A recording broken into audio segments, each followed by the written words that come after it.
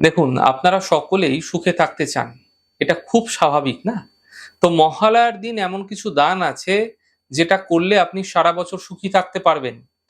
এই উপায় অত্যন্ত সহজ, আপনারা সকলে করুন।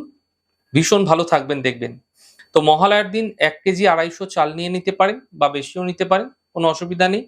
৫ টি কাঁচা কলা, ৫ টি কাঁচকলা নিয়ে নেবেন। এই ২ টি জিনিস যেকোনো দরিদ্র মানুষকে এই দিন দান করে দিন। কখন করবেন? এই দান আপনারা মহালয়ার দিন সকালবেলা ৮ঃ২৮ থেকে ৮ঃ৫৩ মাথায় রাখুন সময়টা। ৮ঃ২৮ থেকে ৮ঃ৫৩ এই সময়কালের মধ্যে দান করুন। আর দেখুন এরপর চমৎকার। আপনি দেখবেন এই দানটা করে আপনি কি সুন্দর ফলাফল পাবেন। প্রতি বছর এটা একটি নির্দিষ্ট সময় দেখে এই দান করতে পারলে আপনার জীবনে নিরন্তর সুখ ধীরে, ধীরে বৃদ্ধি পেতে দেখতে পাবেন।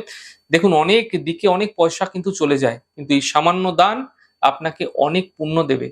তাই এই সময় আপনারা কিছু বিশেষ ভালো কর্ম করুন, যার মাধ্যম দিয়ে আপনি এবং আপনার যারা উত্তরসূরি রয়েছে, তারা যেন কিছু ভালো ফল এবং পিতৃপুরুষের আশীর্বাদ সহজেই লাভ করতে পারে।